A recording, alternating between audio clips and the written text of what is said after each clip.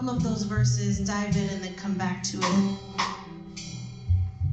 In Joshua chapter 2, verse 2, it says, "But someone told the king of Jericho, 'Some Israelites have come here tonight to spy out the land.' So the king of Jericho sent orders to Rahab, 'Bring out the men who have come into your house, for they have come here to spy.' Rahab had hidden the 2 men, but she replied, 'Yes, the men were here earlier, but I didn't know where they were from. They left the town at dusk as the gates were about to close. I don't know where they went. If you hurry, you can probably catch up with them.'" We're going to talk about Rahab today. As we've been talking about women in the Bible, their influence. And she's one of my faves because she's kind of tricky, I think, to preach and to study sometimes. Rahab, we know her so often as Rahab the prostitute. But man, it's so cool to see what God can do and through who he chooses to do it. Like Pastor Travis said earlier, my name is Ariana, and I am excited to be with you. I have a husband, Aaron, who's with us on the keys today. We're from Chicago. We've been in Nashville the past couple of years. It's a funny thing to move just before a pandemic begins, I'll say. I have spent my entire life in ministry, whole life, like every single day of it. My parents, my grandparents, my godparents, my aunts and uncles, my sister, everyone is a pastor surrounding me and my family. And that's a joy. It's truly a joy. It's not as bad as some PKs will tell you. It is a gift and a privilege, and it makes it fun to introduce myself as that and then get to preach a word on a woman whose life was not that. She was eventually welcomed into the family of God, but not at the start. At the start, Old Testament, Joshua, Deuteronomy, and the law, Leviticus, people outside of Israel, outside of the Hebrews, were not welcome in the family of God. And Rahab's story serves as one of the first signs that God's plan was to welcome the Gentiles back to himself.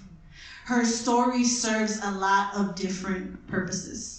And we read that beginning part of her story, that in context, here's what's going on. Joshua takes over for Moses, and the people of God are going from land to land, tribe to tribe, and they're winning battles. God promised Joshua, I'm going to give you everything. Here's the land I'm going to give you. Yeah, you're going to have to go in and take it. But trust me, I've already won all of the battles. The land belongs to you. Joshua sends a couple of spies into Jericho, which was a walled city. And those spies get to a prostitute's house, Rahab. Now, at the time, it was often that prostitutes also served as innkeepers. They were business owners. They made money. So she had a house that was actually built into the wall of Jericho. So she would have been one of the first stops for a lot of travelers. So the spies get to her house, and the king hears that those spies stopped there. And he sends word. We read it. Hey, I heard these 2 guys. They came to spy out the land. They stopped at your house. Give them to us. She's like, oh, yeah, you know, those 2 guys. They were totally here, but they left. I don't know what's going on. But maybe you could catch them if you go now. And she throws them off the scent. She was now raised in the family of God. So I wonder a lot about what she's thinking in this moment. Why did she lie? Why did she cover up for those spies? Would it have served her business to lie to the king? Probably not. I wonder, I ask a lot of questions as I go through her story. And that's what we're going to do today. The title of the sermon is Ready to Leave. And 3 questions we have to ask ourselves when we encounter evidence of God. Because that's what Rahab did. She encountered evidence of God. And the first question we have to ask ourselves is, what is this going to cost me? When we encounter evidence of God, we have to ask, what is it going to cost? How am I going to respond to what God has done? How am I going to respond to this sign? The truth for Rahab is that it cost her everything. It cost her her country. It cost her her countrymen. It cost her everyone she knew in Jericho, except for a few. It cost her her business. It cost her her people. It cost her her friends. She had to make a calculated decision. She had to answer the question when she met the men of God, what is this going to cost? I'm going to have to count that cost. And it seems to us in the story that she made the decision pretty quickly. We have to ask ourselves the same question when we encounter God. What is this going to cost me? Because I will tell you, with my years as a part of ministry, it's going to cost you something. It's not a fluffy life that you choose to be a part of ministry. It's really not a fluffy life when you choose leadership in ministry either. I'll tell you how many different things my parents missed because they were serving the church. I'll tell you how many birthday parties my dad was away preaching and he wasn't there. I can tell you a lot of the things that it cost us. But man, I can tell you the legacy that came from that cost. I could tell you that for generations and generations, we'll be better because of the things my father, my grandfather, my grandma said. It's okay if it costs me that. It's okay if it costs me that. I'm willing to let that go for 7 generations from now. I'm willing to let that go so that my granddaughters who grew up in the hood would be preachers instead of what a statistic says. It could cost me a lot of things. And Rahab makes that decision. She answers the question quickly. I'm willing to let it cost me everything to protect these men of God. And it does. The next question that we have to ask when we encounter the evidence of God is, who and what am I going to bring with me? In verses 8 through 14, we go on to see what happens. Before the spies went to sleep that night, Rahab went up on the roof to talk to them. She says, I know the Lord has given you the land. We are all afraid of you. Everyone in the land is living in terror. For we have heard how the Lord made a dry path for you through the Red Sea when you left Egypt. And we know what you did to Shion and Og, the 2 Amorite kings east of the Jordan River, whose people you completely destroyed. No wonder our hearts have melted in fear. No one has the courage to fight after hearing such things. For the Lord your God is the supreme God of the heavens, above the earth and below. Now swear to me by the Lord that you will be kind to me and my family since I have helped you. Give me some guarantee that when Jericho is conquered, you will let me live, along with my father, my mother, my brothers, my sister, and their families. They responded to her, we offer our own lives as a guarantee for your safety. The men agreed. If you don't betray us, we will keep our promise and be kind to you when the Lord gives us this land. She asked the question, okay, who and what am I bringing? She wasn't going to go alone. It was going to cost her a lot of things. This decision that she made to betray Jericho, to betray her king, to betray her people and her country, to sacrifice her business, but it was not going to cost her her family. Because just like a woman, just like a praying grandma, if it's for her, it's for everyone. I'm not going to accept that this blessing is just for me. Somebody's coming if I'm going. Somebody's going to come with me. I may have to drag them. I may have to lock them in my house. But the blessing of God is not going to stop right here. It's for someone else too. So she answers the question, who? It's not enough just for her. She didn't have a husband at the time. She wasn't a mom. She didn't have children. She thought of her parents. She thought of her brothers, her sisters, nieces, and nephews. And the what will you bring with you? Because I'll say when we encounter the evidence of God, there's trauma that you have to leave behind, but there may be tricks of the trade that you should probably keep. Come on! Imagine a woman negotiating with men at the time. And Rahab's like, hey, I declare, I know your God. I've heard of him. But you and me, we're going to make a deal. We're going to make a deal. That's a trick of the trade. Rahab's lived a tough life. I can assume she's been in some situations where she had to advocate for her life. I assume that she's had some men in that house who wanted to take something from her, and she's like, okay, you can have something, but you can't have this.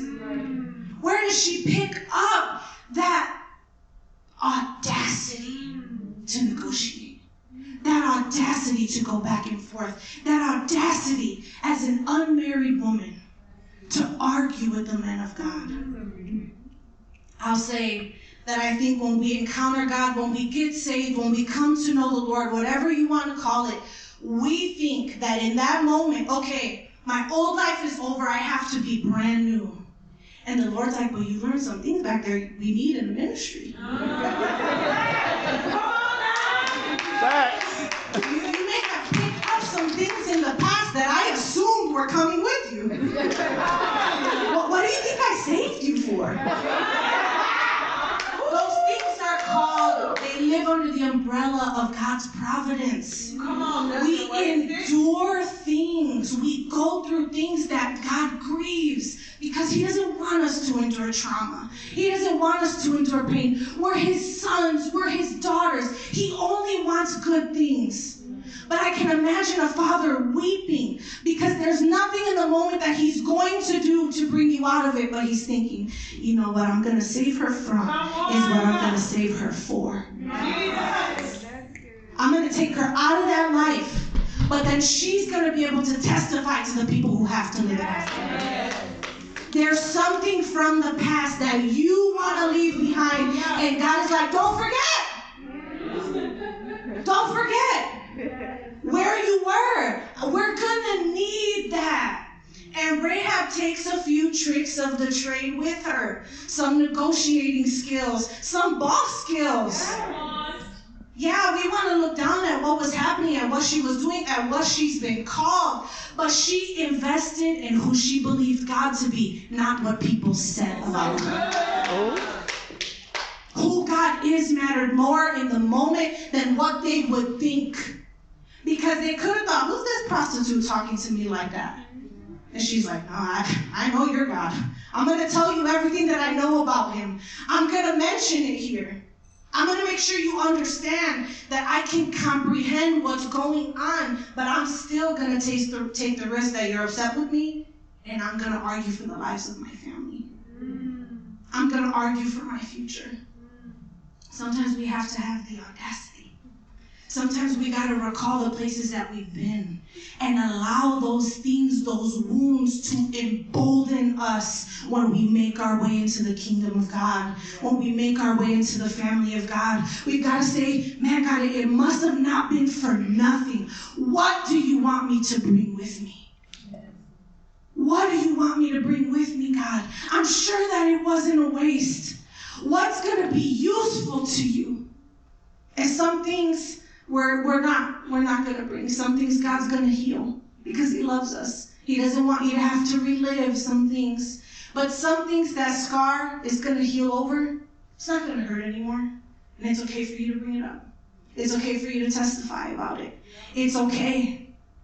I think about another thing that contributes to her audacity in this moment. I wonder, how did she know all of those things? All of those stories about the living God, the God of Israel. She's not an Israelite. Where would she have heard? Where would her confidence have come from? And maybe she'd be ashamed to say, but probably not. A lot of men would have come into the inn talking about what they had seen beyond the wall. Cities destroyed. People annihilated. Land taken. And all the while she's living the life of a prostitute and gaining knowledge and understanding about the God on the other side of the wall. You in the book? There's something going on out there that the men are coming to visit. And I can imagine a God who's strategic saying, I'm going to get her eventually. But while she's living that life, let me make sure she hears some stories in that inn. Let me make sure the men who come her way have something to say about me when they get there. That's God's providence. That's God not wasting a thing. That's God knowing what's coming, knowing where you are in the moment. I'm going to use that. If she's got to meet the men, if they got to come in and out of the house, I'm going to make sure that she's learning something about me when they come and go. She's gaining knowledge. She's gaining understanding. And she's mounting a curiosity about the God beyond the wall. She's mounting a curiosity by means that we could put our noses up at. Because at church we like to do that. We like to take a look at where people have come from.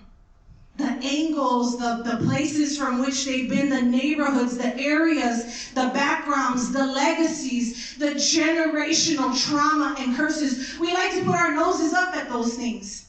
Rahab's like, you could ask me where I came from. But I'm going to tell you how I responded when I was met with the evidence of God. I'm going to tell you that I counted the cost and it was okay with me. I'm going to tell you that I decided who and what to take with me. We don't have to settle for just being our after selves. We can be like Rahab, use some of the things we learned in the hard parts of life. We can be evidence for the people coming after us that it's not just okay, I met the Lord now and I'm completely different. Yeah, I'm completely changed. I walk different. I talk different. But you're going to get some of what I grew up in the hood in Chicago. I'm not going to let it go. It's going to come with me to each pulpit. It's going to come with me to each conference. Who I am and where I'm from is always going to be a part of what God wants to do with me. Yeah. He didn't waste it. He knit me together in the womb, knowing I would stray, knowing I would leave. He knew what kind of a life you would live. He knew the parents you'd get or that you wouldn't get. He knew the pain that you'd endure. He knew the area you'd be where they didn't welcome people like you. He knew that. And he anticipated using it for his glory. God's providence is at play. And I think about the story of Rahab at the time being written, what it would have meant for the coming kings. What was her story going to mean for a David, for a Solomon? What was it going to mean for a Josiah? It was the first time they'd be reading a story about someone who was invited to be a part of the family. Not someone who was born in. Man, that's a powerful story. That's a powerful story because we know who Rahab ends up being. Y'all, did you know that she's mentioned again in James? She's mentioned again in Hebrews, in the hall of faith with the fathers of the faith. Her name is there. Why? Because she's in the lineage of Jesus. And I love that when the Father was writing the story of how he would reconcile us to himself, the story of Jesus, he thought, man, Rahab, though, she really impressed me. She really brought some things to the table. She really did have a grit and a grace about her that saved generations. I want my generation to be one of hers. Man, could we live in such a way where the Father's like, oh, I like how you did that. How you testified about me in that way. I want your generation to be one of mine. I want you to be how I tell the story of my son. I want you to be a part of the way that I tell the story of my love and making my way back to my children. What are you going to bring with you? What are you going to bring with you? Her audacity came with her. Her negotiating skills came with her. Her hope for liberation came with her. Women in history are notoriously known for being liberators, not conquerors. Come on. Women are always going to be looking for how they can free other people. Why? Because we birthed them, the other people. They're ours. We can't disassociate ourselves with the people who hurt. They came from us, one generation to another. I listened to a podcast once, a business podcast of Latina leaders. And one of the women, she was telling the story of how she was going to boardrooms trying to raise money, venture capital, right, for her business, which is now $1 billion business. And they're asking her how hard it was. She's like, it's hard. The percentage of women in that world is so small. Women of color is even smaller. The percentages are so low, it's next to impossible. And when I shared my business model, a couple of the men laughed. And I realized in that moment, I didn't need their money because what they were looking to do were build empires, and I was looking to build a society. Wow. Isn't it like women to care about building society? And Rahab was like, I may not have a son or daughter, but I got nieces and nephews. And a society is what I'm looking to continue on with. What's good of my story if it ends with me? The third question that we have to ask ourselves when we encounter the evidence of God is, are we ready to leave it all behind? At verse 17, it says, before they left, the men told her, we will be bound by the oath we have taken only if you follow these instructions. When we come into the land, you must leave this scarlet rope hanging from the window through which you let us down. And all your family members, your father, mother, brothers, and all your relatives must be here inside the house. They gave her a choice.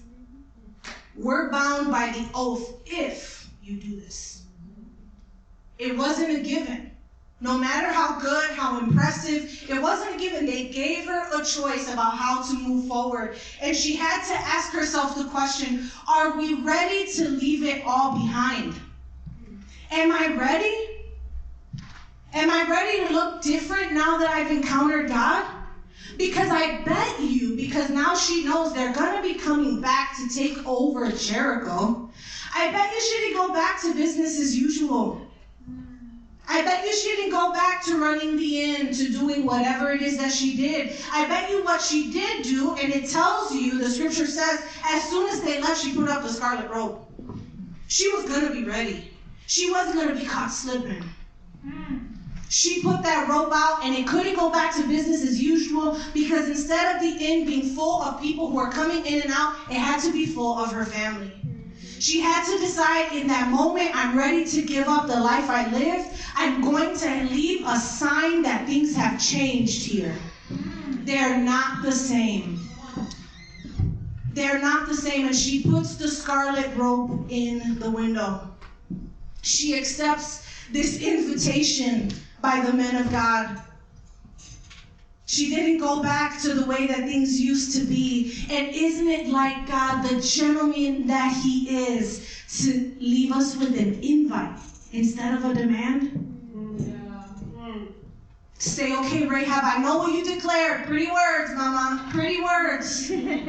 You're God. He's this. He's done that. I'm afraid. I've heard of him. I know what he's capable of doing. Pretty words. But what's going to change now that you've encountered the evidence of me? Prove it. Prove that you want a new life. Leave the scarlet rope in the window. And God invites her into the family. But she had to do something.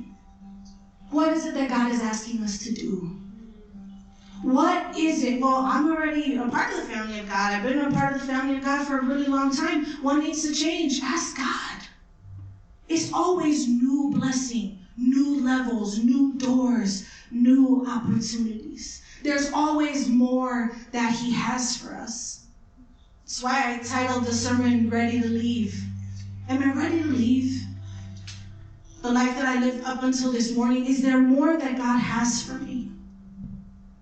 And we'll close with just a quick jump to the New Testament of a story that reminds me of this one, where a woman is left with a choice after encountering the evidence of God. In John chapter 8, we read the story of the adulterous woman. She's brought out into the square, and everybody's accusations are loud about her, about what she's been, what she's done, how she's lived up until this moment. And she encounters the evidence of God in flesh and blood, the form of Jesus. And I can imagine him at that moment getting between her and the accusations about her.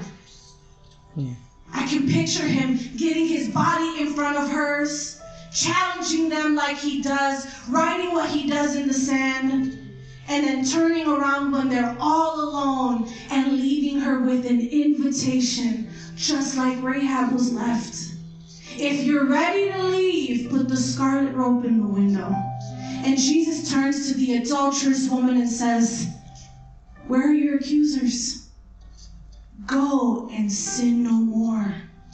The expectation is that when we encounter the evidence of God, we walk away doing something different.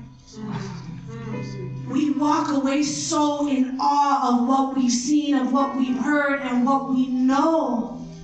They're like, I'm willing to be different now.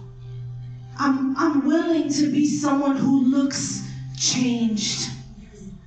I think about that adulterous woman, and like I said, I grew up in church, so I've heard stories like that in the Bible since I was a little girl. And as I got older and older, I wondered, what was this adulterous woman gonna go and do? I'm pretty sure she had to go back to the man who she got caught with and say, hey, things got a little crazy earlier in the day. I got dragged away. They were gonna stone me. Here I am. I'm alive. Quick update on me, but I can't see you again.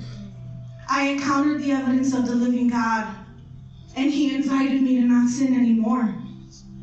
I gotta go. I won't be back. I won't be back.